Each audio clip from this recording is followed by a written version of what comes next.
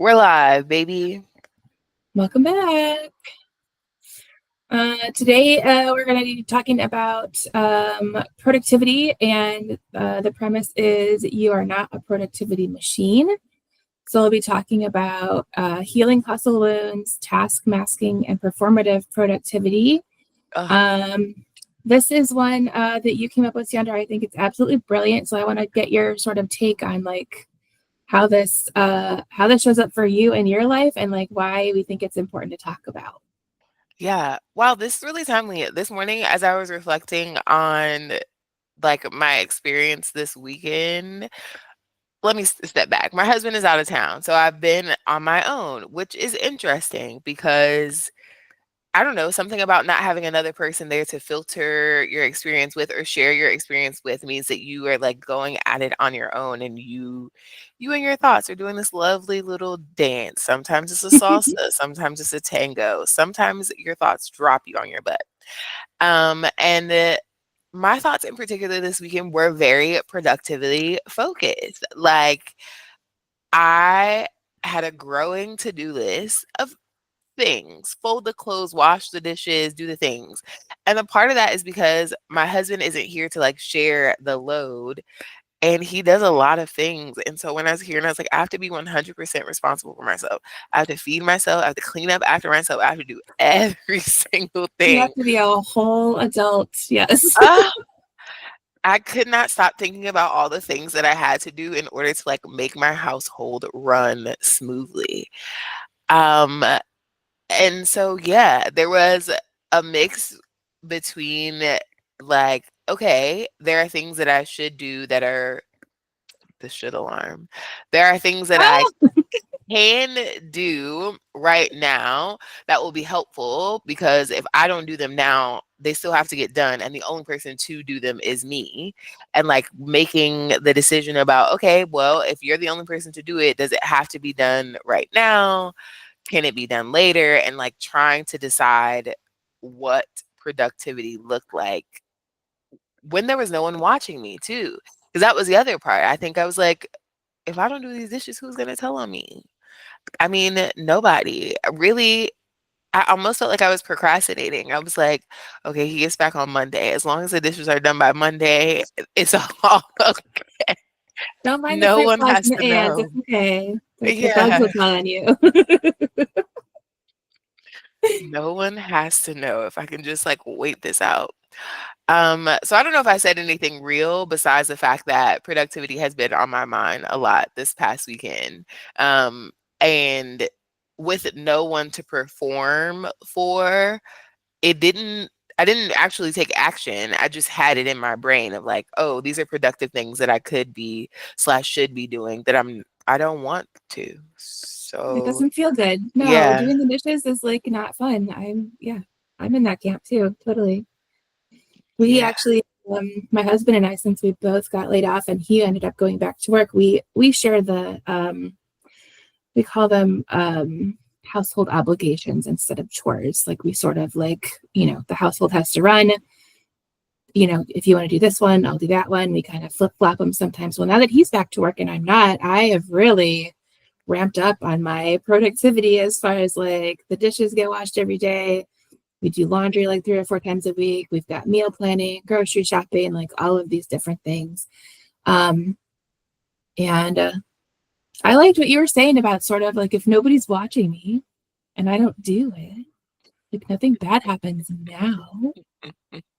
But those are things that aren't necessarily productivity focused in my mind. Those are contributions. It's household Hmm. contributions, not obligations, household contributions. So, when I was, the primary breadwinner making 70% of the money, most of my contribution was cash. Yeah. And now that my husband's the one that's working, and he's working 10 and 12 hours a day, 5 days a week, plus an hour commute there and back, right? He gets home and he's exhausted. I'm like, honey, just leave it. I'll do it. Fine. I have the time and the energy and the space. And I have to work on balancing that against, promoting my business, building my tools, right? Advertising and networking and all this other business stuff. I do have a full-time job that way too. Yeah. So, Yeah, I look at productivity a little differently, having spent so much time in corporate America. Sort of like your your boss is like always watching, or like Big Brother is always watching. When I was at IBM, they had trackers in your camera to make sure your face was looking at the screen when you're in That's these meetings. Not all sick. of them, but there was some that they were doing. It was like surveillance kind of. They were working with, they work with the CIA and the FBI. So the surveillance thing is like pretty strong. I think they were sort of testing it out. But yeah, for like the mandatory, things that you had to, there was educational things too, where they would have your camera on to make sure your eyes were like on the camera. So I think ingrained in me out of all of those kinds of things is like to always appear busy Hmm. as showing other people my value, if that makes sense. And you don't necessarily have to be busy to be valuable, right? If you're a thought leader or like a manager or like a director or something, your leadership has more to do with your value than any kind of output. Hmm. So I think I'm kind of shifting away from that mindset and into, I don't know, my mindset is shifting a lot right now because I have been out of corporate America for a while. So that's when I hear productivity, I'm like, oh, I know that metric, right? Like Hmm. there's a KPI there. So yeah. Yeah, I feel like my productivity at work and my productivity at home have always been kind of linked for me. I was a kid who like did not like really resisted chores like real bad, and then it got to a point where like she's lazy, and then I was like, I can't be lazy, I'm a hard worker, like I work hard at school, I work hard at work, like I can't be lazy at home. And so what I'm talking about when it comes to like household contributions and chores is like that same, like I can't be lazy at home. Even if home is a place to rest, if there's something that's undone at home, I should do that thing before I can rest, because that's productive. That's like the thing that you're supposed to do when you're at home. So they definitely coexist for me, that busyness at least piece being a part of like how you show that there's some worth to you being here. Value. um yeah, I think that there is a through line for me, and that was also communicated to me at home when it came to chores. Like when you do your chores, how you do your chores, if you're doing your chores without being asked, like all of those things had to do with, how you were perceived at Mm-hmm. home, and the value of your actions at home. And so I think that's why it was such a big theme for me this weekend, because I was like, oh my gosh, nobody's here watching me. And my husband is not a person who like he does not care either way. Like if he came home and there were dishes, he wouldn't say anything and there wouldn't be a big reaction. But because that has been such a part of my life experience, it is something that like was whispering in the back of my mind. And I feel like that happens to folks at work, and it's definitely happened to me at work in the past, working from home especially. It's like sometimes there weren't necessarily things to do, but you're finding things to do, right? Like you're doing things to appear busy, to appear productive. And that's where that performative productivity came in. I like read an article a couple of weeks ago about like how much time employees spend looking busy, basically, checking Slack, checking email, responding to things, searching for things, as opposed to doing work that is truly related to value for the company. Mm-hmm. And because of that perception of like, you're not productive unless you're performing something, people end up spending more time searching for something to do than like doing something that is of true long-standing value. Mm-hmm. I think there's something to be said too.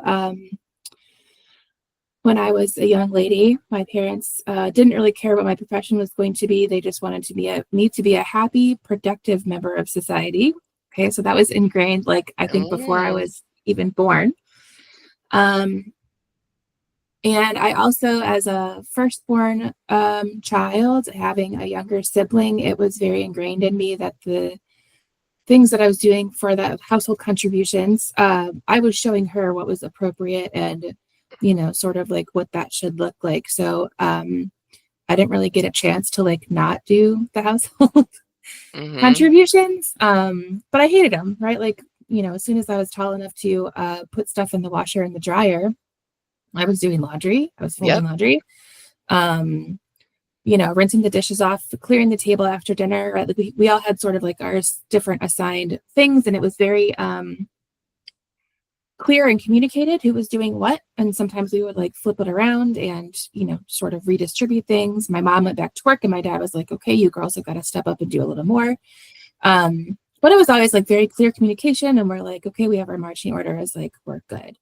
So I don't know that it's my parents pushing me to be productive, but there's definitely that like long-standing productive member of society. Like that's really way, way in there. Mhm. Um, and I think being happy and being productive has a lot to do with choosing high value things to put your time into, is Hmm. what I'm coming out with. Tell me more. When you say high value things, what does that mean to you? So for me, I'm trying in my business, I'm trying to focus on revenue generating opportunities, right? Advertising, networking, all of that kind of thing. I don't like networking, but I have to do it.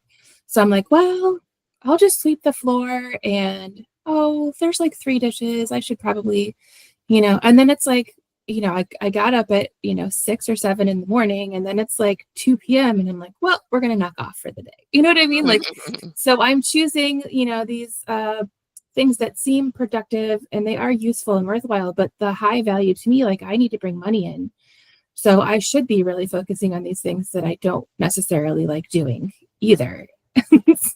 But they're higher value to me because it needs to be revenue generating. So Mhm. Yeah, I definitely hear that. I feel like for me, the thing that will trip me up is the mindless activity. For me, it's I guess it's value, but it's also like mindlessness, right? Like sometimes it's like, the thing that I most need to do requires a lot of attention and energy.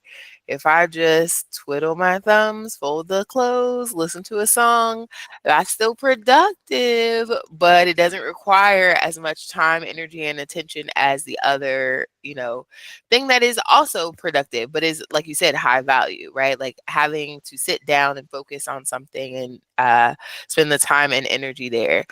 I have found that if I do, I mean, all the time management people tell you this, like, do the hard thing first. Like, do the thing that you are mhm, like most dreading, most not wanting to do first. And then it'll clear the path for the other things. And it'll also like motivate you to keep going on something else that's maybe a little bit more difficult because you're like, oh, well, the hardest thing I thought I had to do today, I already did. And look at me. I guess I can keep going. mhm. Yeah, there's definitely something to that. I think that's why I'm a big like I like to make a list of things to do. I think I've told you this before, where I'll even go through and like add something I did to the list already and like check it off just because Yeah. there's, happy hormones that come out of checking things off the list. Yeah, that's interesting. All right. Do we want to get into what AI has for us? Yeah. Let's see what they got to say. All right. Healing Hustle Loon's task masking and performative productivity. Your worth is not your work output. So why do we live like this? That's a big question. Um, While we just kind of talked about this, the moment you realize you were busy but not better, I feel like us talking about it, we're like able to point out like very specifically and like very recent real things that have gone on for us. Um, Data point burnout is now classified by the WHO as an occupational phenomenon. Oh, Yeah, I see that. I feel a couple of things in response to that. One of the things that I feel is like the work and worth output kind of equation is an easy one to fall into in our society, right? Like we're a capitalist society. So if we're measuring success by things that are outside and tangible, then there is this desire to like, well, let me keep working so I can be successful so then I can be valuable, respected, admired, adored. I also feel like the busyness for some people is a way to escape other things. Like if I'm busy, then I don't have to feel sad. If I'm busy, then I don't have to feel lonely. If I'm busy, then I don't have to admit that my relationship is failing. Like there can be being busy can be an excuse to, I guess, kind of justify, rationalize other things that are happening with you. And there are so many people who are uncomfortable sitting quietly with themselves. There must have been something that I read that was like they gave people the opportunity to like get a shock versus like sit in a room and be quiet for 10 minutes. And the people were like, give me the shock, baby. Like, I Well, can't let me sit get with out of these here. thoughts. Yeah. Yeah, like I don't want to hear my mental chatter. Shock me up and let's keep going. And I was like, Mhm. oh, we are used to having our minds occupied either with busyness, with distractions, with something that like total awareness of what we're feeling and what we're experiencing is foreign and something that we're like running away from. So being burnt out is ex- a welcomed experience, maybe not welcome. It's a familiar experience that is the culmination of all of the other things, right? Like all that busyness just culminates into that. But like the busyness is something that is like, oh, we're all busy. We're all tired. It's all okay. It's the hustle And culture. Yeah. mm-hmm, Hmm. I want to say too, you're reminding me of a breakup that I had that just like crushed me, right? Like I was just like crazy about this guy and he broke up with me. And this was like, I don't know, 2004 or 2005. So it was, a minute ago. Um, but I was working at a place that was very hustle culture. It was, long days. They paid you overtime if you worked all day and then worked all night too. mm, And I really just pushed into work like really hard, not processing my feelings, right? Like avoiding all those thoughts and dealing with whatever for months, right? And I was just, yeah. And productivity felt good, right? Because I'm getting something done. The problem is like emotionally and physically, like it is not helping me out, right? This is mm-hmm, not high value to me. It's high value to the company all this time, right? And I'm being compensated and I feel good about that. Um, but looking back now, being the wiser old lady that I am, I sort of look at Corey back in that time and I'm like, you poor thing, he wasn't worth all that consternation, and neither was the company you were working for, yeah, right? Like, and you can't see that when you're in it, I feel like, but looking back now, I think I see that productivity thing as, to your point, kind of shielding from things that we don't want to deal with or we're not ready to deal with, maybe. yeah, yeah. And it's tricky again because everybody is doing it. Not maybe not everybody is shielding. Like I'd say 75 to 80% of them are. At Um, some point, someone is, right? At yes, some point in their life, everybody's done it, whether yes, they realize it or not, to your point. Yeah. yeah. But because it's normative, it's harder to be the person who's like, oh, I don't do that. Like, oh, I do get all of my rest at night. And like, I walk away from work at the end of the workday and stop thinking about it. And there's not more for me to do, or this feeling that there's always more to do. I feel like, I had to learn that when I left the classroom and moved into corporate, was like, oh, one, this is really not like someone's future. This is just a job. Like if I'm not prepared for work tomorrow, nothing is going to fall apart. This child is not going to like be left behind a grade. Nothing is going to really Mhm. happen. And also the bottom line, like the thing that we're striving towards is something that feels flexible. it doesn't, it's just not life or death. Like I feel like that is the thing that it came down to. It's like it really is not life or death. And for most of us, it is not life or death. There's a small sector of working professionals, mostly people in the medical industry, who it is, in fact, life or death. The rest of us, we will live. The company will probably live. Like most things will go on as usual if something were to happen. Now, your individual death as a result of busyness, burnout, and unhealthy conditions will impact someone, you and your family. So just Mhm. consider that as you're making decisions about how you want to operate your life. Like, what will it cost you specifically when it comes to being productive? That's sometimes what I've been trying to keep in mind is like, what will it cost me to do this thing? Not the company, not the like greater goal. Like, what is it going to cost me? And am I willing to accept whatever that cost is? Yeah, the true cost of like that hustle culture and that sort of like corporate value system. I think we talked about that before too. I'm divorcing myself from the corporate value system, and outside of that, like who am I? Like what's going on? And I think it was last week, I kind of came to the realization that my value in the world is the relationships that I have. And that's Hmm. true inside corporate America and outside. So taking care of myself is the best way for me to make sure that I'm there to show up for those relationships, right? And so the stuff that I need to do to be productive, right? You know, take care of yourself, eat well, exercise, right? All of those things. Hang out with the people that you care about, right? Because that's good for you, like emotionally, like inside. Um, but yeah, getting out of productivity, I think looks different. If you take it out of the corporate lens and the hustle Hmm. culture, what does productivity look like for me, for my personal self, for my health, for my people and my family? What does that look like? I think it's easier to determine the value of what you're doing if you look at it in the context outside of the hustle culture.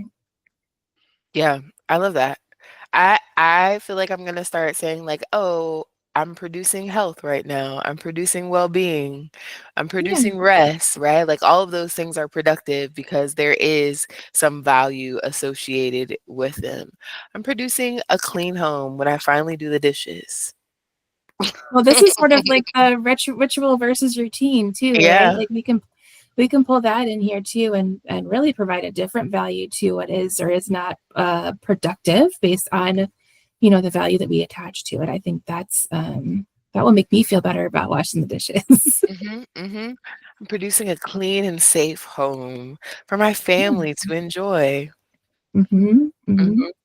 It feels better, and that's not hustle culture-y, right? Like that's especially if you really do feel that way about it, or are able to shift your mindset in such a way that we talk to ourselves that way, and it's the message we're giving ourselves because it feels better that way. Yeah, and it makes it less of a chore. It's less of a thing that you should, could, or have to do. It's a thing that, Mhm. like, I'm doing because there is a direct result that will benefit me and others. Yeah. And to me, that's what productivity is about. A direct result that will benefit me and others. I really don't care about the performative productivity because who is it benefiting? It's just busyness. It's just to look like I'm doing something. I hate doing things just to do them.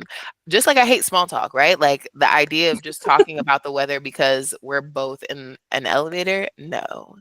Tell me your deepest, darkest secrets, baby. Let's get to the root cause of what's going on here.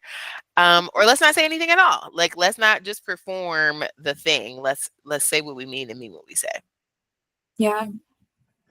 Yeah, that performative piece definitely comes into this conversation, even if it is in your house, right? Like some of me doing more of the household contributions because my husband is working is performative in a way, right? Like I'm trying to perform for myself that I am doing things of value. I'm trying to perform for my husband, right? That I still have value, even though I don't have a traditional job at the moment, right? So there is a performative piece of that, even to myself, right? Like Mm, that that's kind of weird, but it's kind of what's happening too. So yeah. yeah. How do you feel about that? I feel like making a shift of like how it is that I view these contributions. Like I hate doing it, but I'm doing it anyway, or I'm doing it because I love my husband or whatever.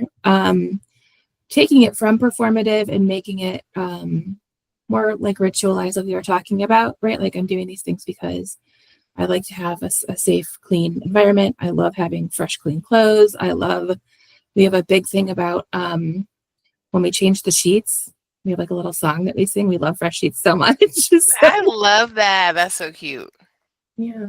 Well, we love our bed and we love our bedroom. And it's just like this really cool, safe place. And changing the sheets just makes it like all fresh and new again. And we kind of like reappreciate it again. So I think um, mindfully taking it out of being performative productivity and putting it into, ritualized feel good area will be, kind of enticing that I'll want to do it. Yeah, I like that. I'm putting it into practice right now. Those dishes will be done today. Hmm. No flies. We don't have no flies. No flies.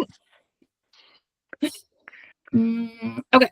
The next thing, oh, it has a gentle jab for our listeners. Your green Slack dot is not a personality. Yikes. Mhm. I do think some people think it is, though. I might have been that person at one point. I might have been that person. How quick was your response rate, would you say, on Slack? Oh, it's like seconds usually. And like when I parted ways with the corporate job that I had last, that was like the hardest part for me. Like, what am I going to do? I don't have anybody to talk to on Slack, right? Like,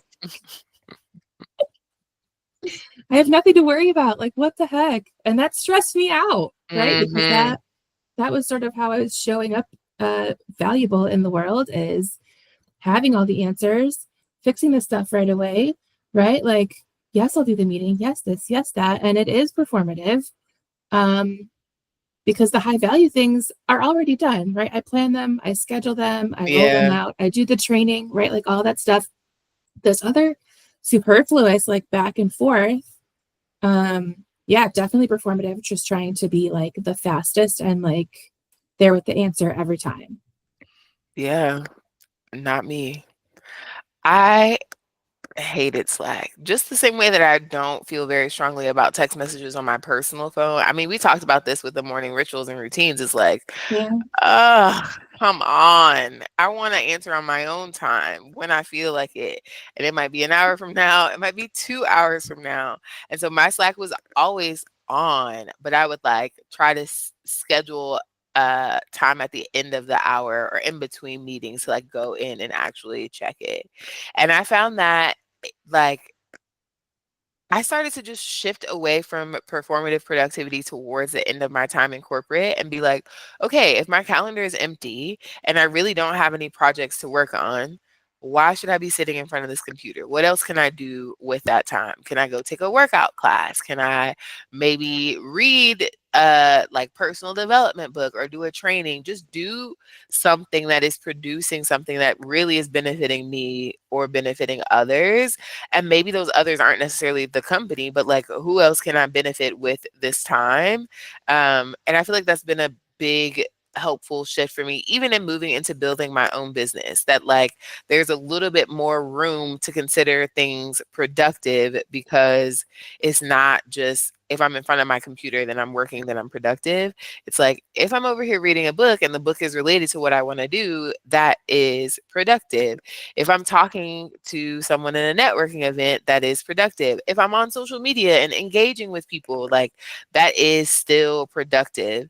If I had limited to, being in front of my computer, responding to Slacks, doing emails, you don't want to know how many emails are in my inbox. There's way too many. And that will always be the case. There won't be a time in my life where my, well, maybe once a month, my email inbox is at 0, but that's one of my email inboxes. You gotta think, you got your personal, you got your business, you got your junk email. Somebody somewhere has sent me an email that I have not read yet, and I'm okay with it. Yeah. I mean, most of the stuff that I get is advertisements anyway. And there's like 3 of them I might care about in the course of a week or something. So, yeah. All right. Shall we get into the hustle wounds? Yes, let's talk about it. Okay. What are hustle wounds? They're not just bad habits, they're deep conditioned responses. I feel that. Origin can be family dynamics. We talked about that. Early career praise for overwork. That was definitely the case for me. Societal narratives, the rise and grind culture. The symptoms that we see when we have hustle wounds will be guilt when you're resting, fear of being seen as lazy. We Yeah. absolutely just covered that. And craving constant validation, that the green Slack button, and like the responding like the fastest and knowing all the things. That is exactly what that is for me anyway. Mm-hmm. Um, Have you ever experienced the guilt when resting? I did right when I got laid off. Yep. Because I was not providing value. I was not doing valuable things. I was not generating revenue. I was not, all the things that the tasks, right, that sort of made me valuable in the world didn't exist anymore. Like how Mm, I felt like totally untethered, like just like let out in space by myself. So I think the hustle wounds and the guilt when resting really, not like I couldn't go to sleep at night, but just like be in front of the computer, do something, apply for all the jobs, right? Like just, and I was doing all of these tasks just because I didn't want to process in my brain like the emotions of like what had happened. I think is really mm-hmm. what that was about. But now I feel good when I'm resting. I do like to think about that the brain and the body cleanses itself while you're sleeping, right? That's sort of part of like what's going on, and you have to give the janitors time to work. Yeah, I So love that. resting is okay, reading is okay, right? Like especially if I'm reading about business or like health or diabetes or whatever. I feel like that is high value, productive. That looks like resting and having a relaxing time. Mm-hmm. So yeah, Going what about hand in you? hand, two for one. Yeah, definitely. I had my fitness job when I got laid off, and I don't consider my fitness job work. It like doesn't feel like work to me. I always have a good time, like I enjoy it. And so I always felt like, okay, as soon as I leave there, I need to pick up on wherever I left off with my business. I need to be doing something that is productive for the day. And I had to one be like, "Hey, you just earn money." Like maybe it didn't feel like work and it didn't feel productive in the way that you are used to feeling productive in a corporate sense, but like, "Hey, you just earned X amount of money for hanging out with people, laughing and joking on a microphone and playing some good music. That is a job well done for the day. How about you go take a nap because you're tired?" And having to adjust to that being true while also like I think in the process of the past year I've gone back and forth of like I want a job, I don't want a job, I didn't ever really want a job. Nobody really wants a job. We need a job to earn money. But there was some performative productivity around applying for jobs of like, Mhm. I can't rest. I should apply for this job. I should look at this thing just in Should, should, case. should, should, right? That is a mouthful Mhm. of shoulds. A And that's whole exactly bunch. what happens. Yeah, that's Yeah. exactly what happens. And so many people that I know who have experienced layoffs in the past few years, that has been their experience. Like I should be applying for jobs or in the time that I'm awake, I got to make sure that I apply for this many jobs per day, setting benchmarks that aren't based in true high value, right? Applying for 10 jobs and only one of them is a job that you actually want isn't actually a productive way to spend your time. Or saying that you're going to apply for 10 jobs in a week, but if you got all of these jobs, you wouldn't want to say yes to any of them, isn't a productive use of your time. And so I think that there are a lot of ways that the productivity mindset that you have at work can apply in different areas of your life and make you unable, unwilling, make rest seem undesirable. It's like I can rest once I do this productive thing. That really was the way that guilt and rest worked for me. Is like I can rest, but I have to earn my rest by doing these tasks before I can rest. And that's what was happening. Productive member of society. Yeah, it's Yes. in your head too. Uh-huh. If I can check these boxes, then I've done enough for the day and I can rest. And the mindset shift is one, like we talked about earlier, what is actually productive, producing for what? And when you check these boxes, like, are they all high value boxes and do you feel good about them? Or are they just things that you did so you could say that you were productive? Yeah, that's a good like check in with yourself kind of thing, right? Like, yeah, it'll talk about some other things here, and I think we'll end up back like right where you are. Well, we kind of talked about this too. Why hustle feels safer than rest. The brain wants rewards, action, dopamine hits, right? I mean, we Mhm. can checklist. Productivity keeps uncomfortable emotions at bay. We touched on that as well. We're like really aligned with this AI. Rest feels unsafe because it creates space for self-reflection. Ha That's ha sort of tied in. ha. Mm-hmm. Those people who wanted to be shocked instead of to sit with their own thoughts. I couldn't believe that study. That's craziness.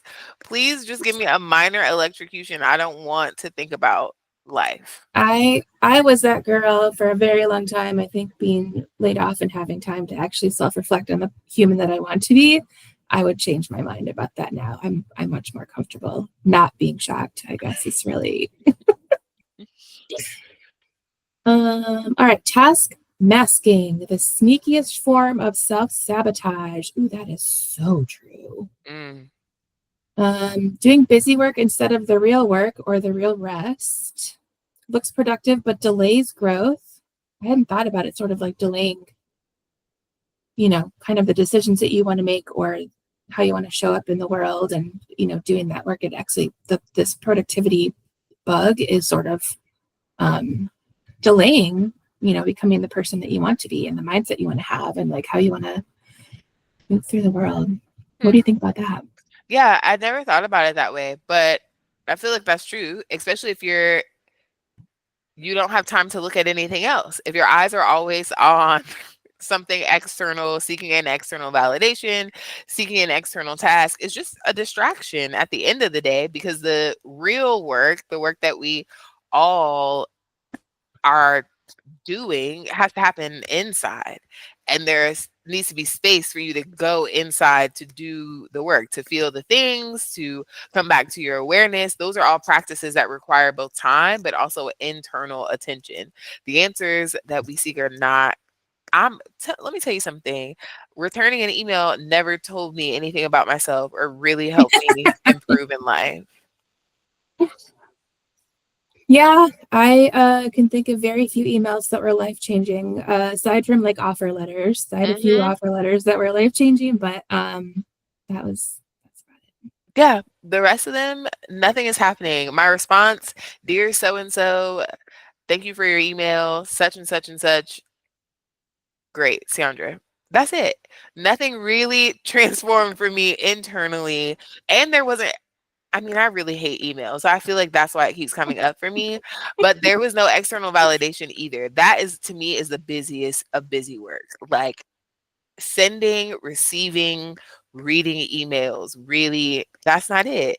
And I know people start their day that way with their emails. Just check, swipe, read, respond, information offers. That's all time that you and yourself could be checking in and learning more and feeling more of what's going on internally and growing.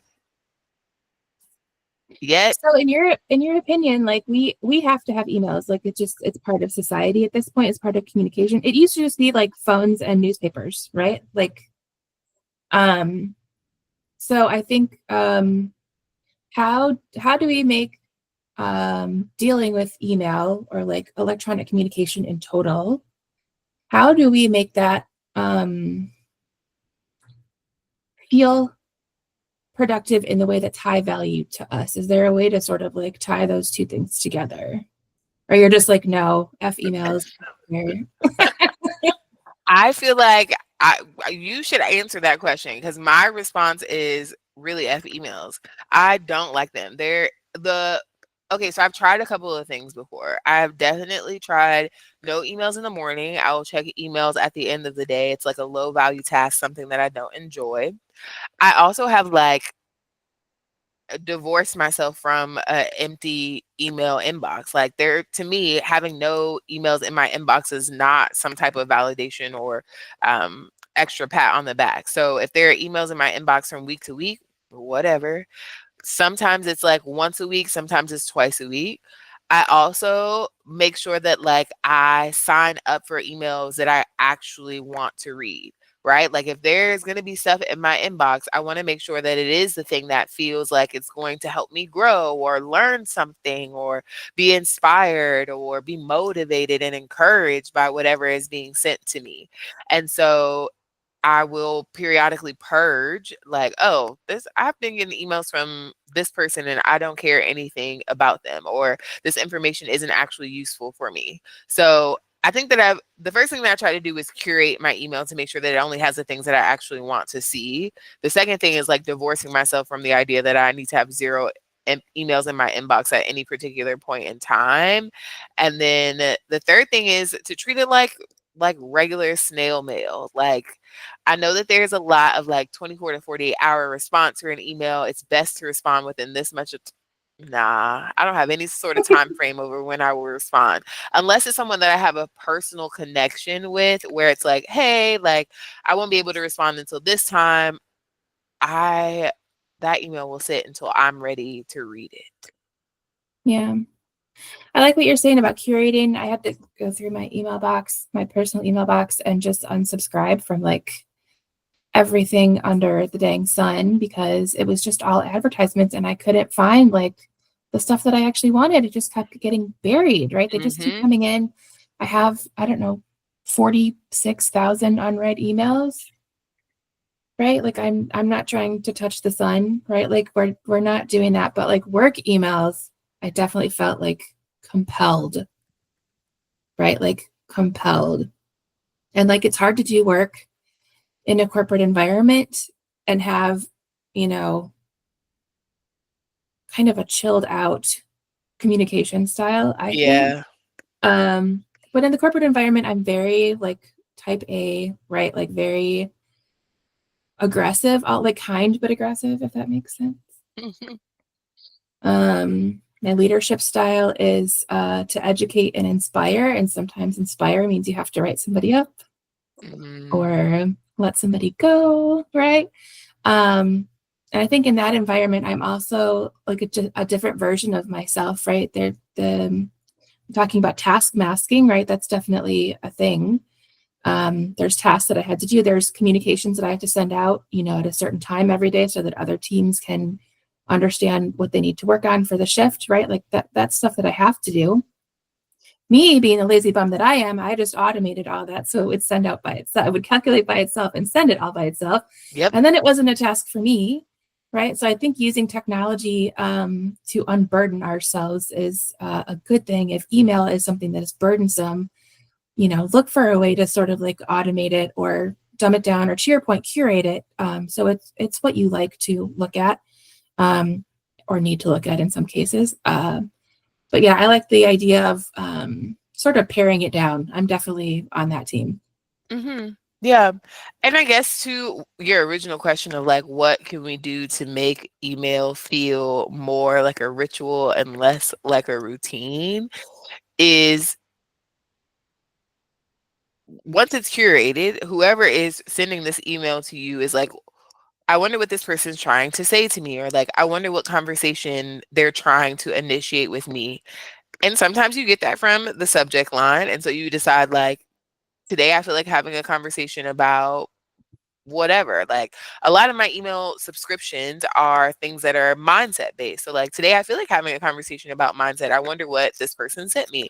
And so I'll read through that email and be like, "Oh, I wouldn't have thought of that." So I think priming yourself to be curious about what the content of the email is and priming yourself to seek to find what you're looking for in your email inbox. So like, okay, I want to do an additional task today, or like I'm looking to get some help with this thing. I wonder what so and so has to say before I send an email. And then on the other side, in receiving an email, like, oh, some big company news is happening. I wonder what's going to happen in the future of my company. And then reading that email with kind of that curiosity in mind makes you or gives you an opportunity to be curious and feel like it's a ritual of discovery instead of a like routine of getting that inbox clear. Yeah. You also made me think of, do you know who Tim Ferriss is? He did the 4 Hour Work Week and the 4 Hour Body, and I think a Yeah. couple other books I haven't read yet. But I read the 4 Hour Work Week like 15 years ago. But what stuck with me is his sort of like setting people's expectations about when you're going to respond to this email, right? I check my email between 4 p.m. and 5 p.m. Monday through Friday. If you have an emergency, please call me. Mm-hmm. But just setting people's expectations of like, if you're going to be more lax about emails, I think once they sort of expect that from you, they're okay to live, in that arena with like less hustle attached to it. Yeah. Yeah. That's my I don't know if I have set any expectations besides with myself, but I'm not checking that email, baby. If anybody's listening to this and they want to send me an email, figure out another way to get in contact with me, because that email will sit for a little while unless it put a little razzle dazzle in the subject line, and maybe I'll open it a little bit quicker. Be creative. I like the sales emails that put in the subject line action required. Oh, And the action required is to buy the thing, whatever it is uh-huh. at the bottom of the email. And then I just gave up on action required. I'm not working for you, so I have no action required. Hmm. But I'm thinking about you. You could turn on your out of office responder. Hmm. So for every email that comes in, it responds like Oh, I I check my check email. email. Da, da, da, Ah, da. And that's that way smart. that expectation is set both like it's written, right? Like it's there, people sort of see it. And if they do have something urgent, like they'll just call you, you Yeah, know? I like that. Good idea, Like, Corey. you're always out of office, girl. Always out of office. Bye. Okay, task masking. Examples: answering emails instead of having a difficult conversation, or emails, well, that they're not saying this. I am emails that should have been a meeting or a face-to-face or a phone call, but they put it in it. That always drives me crazy. Or meetings that should have been an email. Like we really didn't Mhm. need it. Reorganizing files instead of working on a high impact project. So that's what task masking looks like. I'm not having a good. We're having rotisserie chicken again. Are you picking up on this? Mhm. Ah. Hmm. Performative productivity, doing things to be seen as valuable rather than to create real value. And I think that goes back to like what is valuable to ourselves and not necessarily what's valuable in the corporate setting or sort of like the hustle culture. Um, and honestly, I think this points to like making the value list, which is another topic that we have. Until you have that, it's sort of hard to see how your tasks are aligning with your values if you don't have the kind of compass to guide you through. Yeah, that's a good point.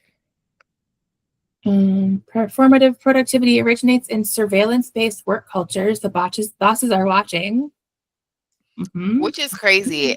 I have always worked in, or almost always worked in spaces where I've been alone. And so the bosses don't watch, right? I was a teacher. I'm in the classroom by myself. I mean, the kids are there, but who are they going to tell? They don't know what's going on. I was taught originally to think of it as like you're on stage in the theater doing a live performance and they don't know the line. So if you flub up on a line, just like remix it, improv, figure out what's going on. Yeah. And then I worked from home, so the boss was not there. Like, there was a surveillance of the computer and, like, whatever, but there wasn't anyone over my shoulder, like, watching me be productive in that way. And now I work in fitness where I also work alone. There is no person who is watching me and, like, being in a surveillance state. So I could not imagine myself being being in an office where someone is actually like watching what I do, they would be very perturbed. Because I am not I'm very disciplined, but I don't think that I'd like have a lot of that performativeness in me. Like with the like clearly with the emails, right? Like I think that there are Yeah. a lot of people who like have had expectations set for them to like respond in a certain time and do it this way and have your email inbox be clear. Not I. Um so I guess it's Well, best I work for that's not myself. the kind of environment that aligns with you, right? It's good to know that about yourself. Trying to stick yourself as a round person in a square hole, right? Like it's very uncomfortable, right? So being able to be aligned with whatever kind of work it is that you're doing, I think is super important to sort of stay away from this performative productivity because I feel like it's a little toxic. It's not good for us. Not at all. Not at Mm. all. Performative productivity, how social media amplifies it. I'll just post my morning coffee and laptop to prove that I'm working.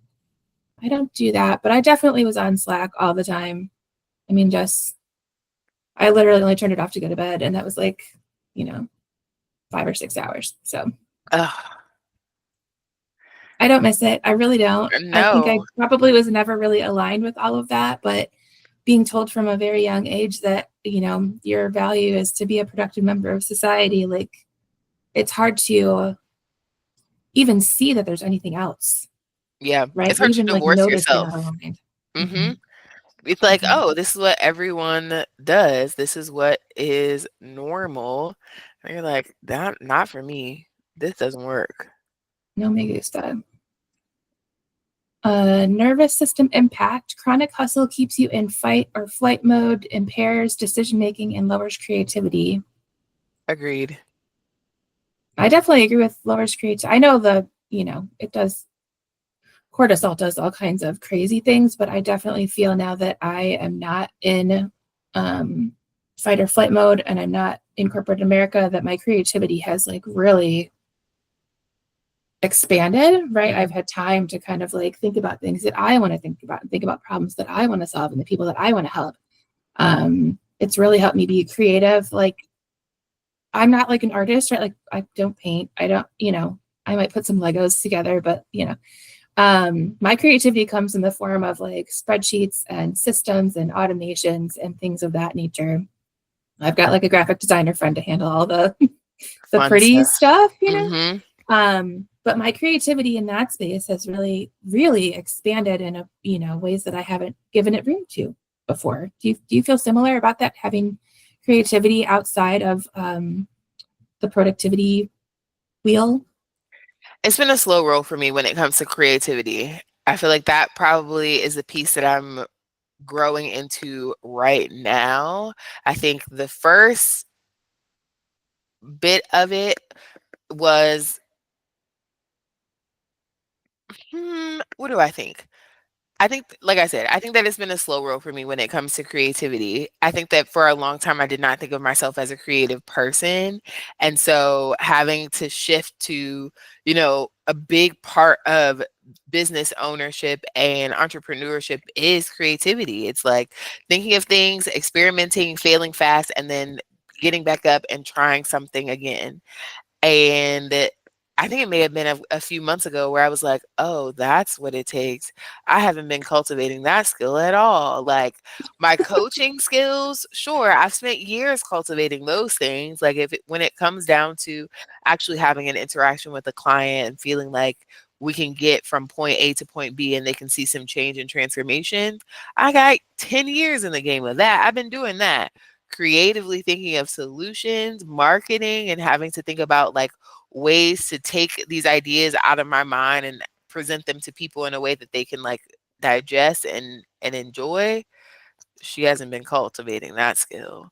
And so Mm. I'm now in a place of like cultivating my creativity and coming back to growth mindset. Like a lot of the things that we're doing now are not things that are completely, or a lot of the mindset that is required for business is not something that I have not explored in the past. But when I was exploring it, I was exploring it in the context context of my corporate job and the context of being an employee and thinking about how to have a growth mindset in my personal life and not in my professional life. And so I feel like that's where the flower is just starting to bloom. Um, because I really thought of it only in my interpersonal relationships, in my relationship with myself and work, and not necessarily like my work and myself coming together in a way that exists differently in entrepreneurship. There's no like, I can stop being my work self and just go back to being regular me. We're the same person now. Yeah. Yeah, I had always prided myself on like I show up the same way everywhere, but now that I'm not in corporate America anymore, there is definitely corporate America Corey that I did not realize I was putting on the suit of every day. So it's refreshing to be outside of that for sure. Yeah. And creativity is part of that I'm really enjoying, sort of like opening up. And to your point, like trying stuff and failing, and like why did that fail, and how do we fix it, and who do I want to work with, and what do they need, where can I find them, like all those kinds of things. It's been probably the most fun about the whole thing for me. So yeah. Yeah. I love that.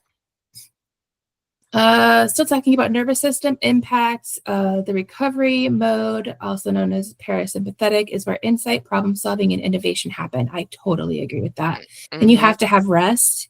You have to have Mm-hmm. rest to be able to get to that place. It doesn't come up any other way. Well, that I could see, I guess. No, I think you're right. I think that it only happens if you have true rest, like distraction-free rest, stress-free rest, true rest, and all the different forms of rest, like physically resting your body, resting your mind, not having any engagement in your mind, just sitting there, being at peace. All of those things kind of produce. So maybe that's what was going on with me. I think that maybe in my mind this weekend, it was all the things that I had to do were on a loop. So when I was trying to rest, I wasn't fully resting. And then when I Didn't went to get go there. do something, I didn't get the like high because I was like, oh, I still have something else to do. Yeah, it's hard to get there and be like fully rested if you're, I think women experience this more so than men. I've never been a man though, so I don't know. Um, but sort of like talking about like intimacy, women have a hard time being intimate if the chores aren't done, right? It's Hmm. just sort of like living in their brain and they can't concentrate enough to enjoy the moment. I think that's true for probably everything else in life, not just being intimate, but I've heard it in context that way. Men, no problem. They're just very compartmentalized, right? I'll deal with it when it's time to deal with whatever. But we sort of have this ongoing, I think it's part of like being running the households and taking care of the kids for so many generations, right? It's just sort of ingrained in us so it's stuck there, right? Like Yeah. we're just programmed that way. So getting the thing done isn't necessarily performative. It is high value because you can have a free mind when you're done, Yeah. right? That's another benefit. You have a clean house and a clean mind. You're ready to, I don't know, nap or, you know, run a marathon or something, right? Like you're good to go. Get all those things out of your mind. I like that. All right, now talking about healing the hustle wounds. First step they're recommending is to name the wound. Name it like Jerry or You could call it Jerry if you want. okay. I I think don't it's know. more like picking out what the wound is, right? Because Okay. there's probably like many of them, right? So me and my therapist are talking about targets for EMDR therapy. It's like the light thing. Hmm. Um, and she said, I gave myself homework to like make a list of targets, right? Like highly emotionally charged situations that I want to process the emotions of and sort of put them in the shoebox and like up on the shelf. Like, yes, that's part of my life. I learned this from it. It doesn't trigger me anymore. It's sort of Yeah. like the way to go. So I think this is looking at name the wound. So for me, in the context of being productive, I think one wound that I have is like, I was so productive. How could you lay me off? Mm. Right. So I think naming it is sort of just like identifying that one. And there may be, a cadre of them, for example. Okay. I get that. Yeah. I was like, I don't know what kind of name I want to give it, but I feel like for me, I'm gonna stick with Jerry, and Jerry is the wound that is related to worth and work being tied together. That if I am productive, then I am worthy and valuable. And I have to earn my rest. I think Jerry is all of those things. Jerry is really demanding and is not giving you much back, girl. We need to break up with him. He's Mm-hmm. not good for you, girl. Not good for No, you. let's lock him up and throw away the key. Bye, Yeah. Jerry. Bye, Apologies to Jerry. all Jerrys out there. Sorry if your name is Jerry and you're listening to this and you're like, hey, how did I get in it? I don't know. You were born with that name. Talk to your mama. All right, step 2 is reframe. Rest is an investment, not an indulgence. Aha, there we go. That is like light bulb moment, totally. Practice. I like this one. Practice. Replace to do with to feel or to be list. This is right in line with that anti-should campaign that we have. Hmm. Right? That is right in there with that. Replace to do with to feel or to be. And I think too, having it aligned with your values is really makes the list feel more valuable, right? High value for yourself. Yes. And then measurable wins, should you care to have a KPI about this, track alignment, not output. So feeling aligned with your values, right? I'm doing Mm-hmm. things that align with my values. I think that is the win as opposed to reading all your emails. Yeah. Emails aren't on my values, not one bit. I know you're going to do that automatic response thing like as soon as we're done I here. wrote it down. You know I wrote it down. I said, well, here's how we're gonna solve that problem. Yeah. When I was giving us micro practices, block rest into your calendar first. Try a no proof work day. Don't tell anybody what you did. I feel like you probably do that all the time. I mean, I do too. I don't have anybody to tell. My husband maybe, but Yeah, I was gonna say my husband maybe knows what's going on with me. Well, he does. I tell him whatever is going on in the day. But I don't think that there's anyone else that I try to prove it to. I'm not a big social media of like, this is what I did today. They don't no, care. no. I used to be big on posting like when I went out to restaurants, but that was more like trying to look fancy in front of everybody, you know? Mhm. But I also went to some really good restaurants in Chicago. I had a gentleman boyfriend that was like, I don't know, he made too much money and I was his like companion to go to dinner places with. So we Yeah, just went to the fanciest, I mean, just really great places. I was really excited about that. living the Um, life. it was, but I sort of appreciate my life now better than I did at that point in time because it was very performative, Mm, right? I was working in tech and sales, and the whole thing is performative.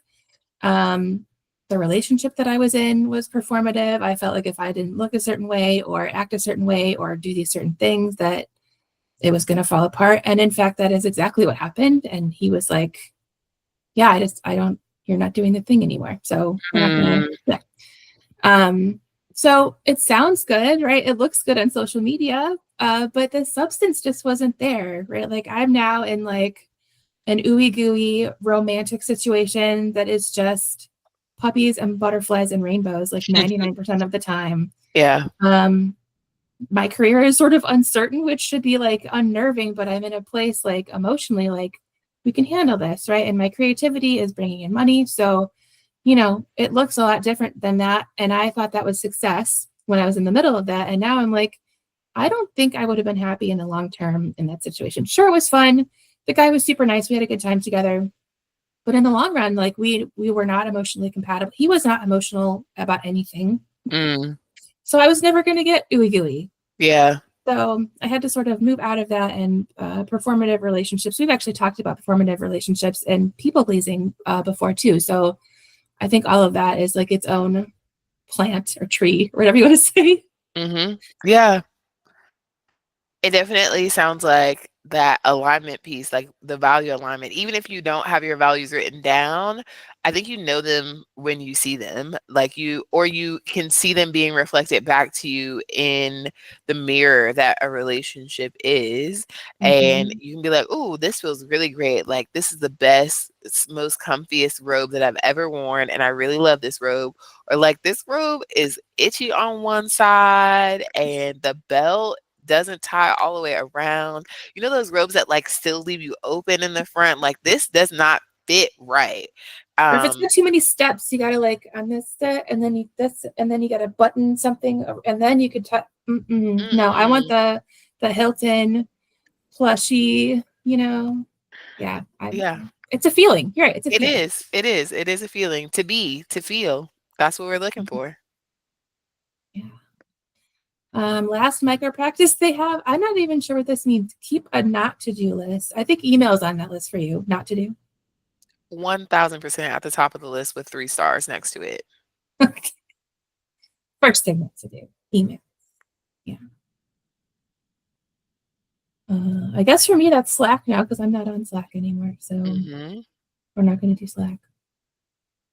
All right. Reining it in here. Affirmations. We got a couple of 5 of them. Oh, okay. 5 affirmations. My worth is not measured in output. Agreed. I am valuable when I am resting. Mm-hmm. Slowness is not a failure. Mm-hmm. I I'll needed that probably one, I think. I'm going to Slowly. ruminate on that one. Yeah. Slowness is not a failure. I am allowed to be unseen and still matter. Oh, this one's my favorite. The last one's my favorite one. Rest feeds my best work. Hmm.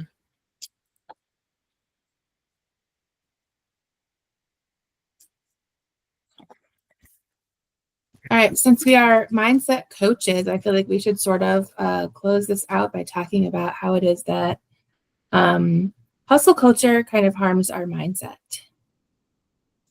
Oh, that's a good question. I think, let me marinate on this one.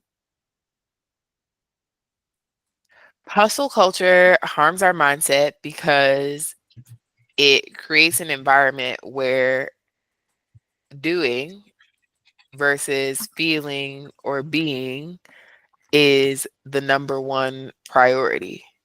And a mind that is always doing, that is always performing, is not learning or growing. And we want growth mindsets. We want mindsets that are elastic and growing and developing. And if we're always focused on performing and doing, we don't get any of that growth that we are craving. Yeah, I think aligned with that, I like what you're saying. Totally, totally agree. I think along with that is sort of that hustle culture or hustle culture or corporate culture of like the reports always go up and to the right, right? The growth for the sake of growth's sake or capitalism's sake is unhealthy. And I think human growth and like emotional growth isn't up and to the right. It's messy, it's backwards and forwards, it's up and down, it's all over the place. So trying to apply this sort of like task-based situation to like an emotional thing, I just think there's just vast misalignment. And I think as far as mindset goes, hanging on to that or sort of being burdened by that culture is it's the cost for burnout, truthfully, at the end of the day.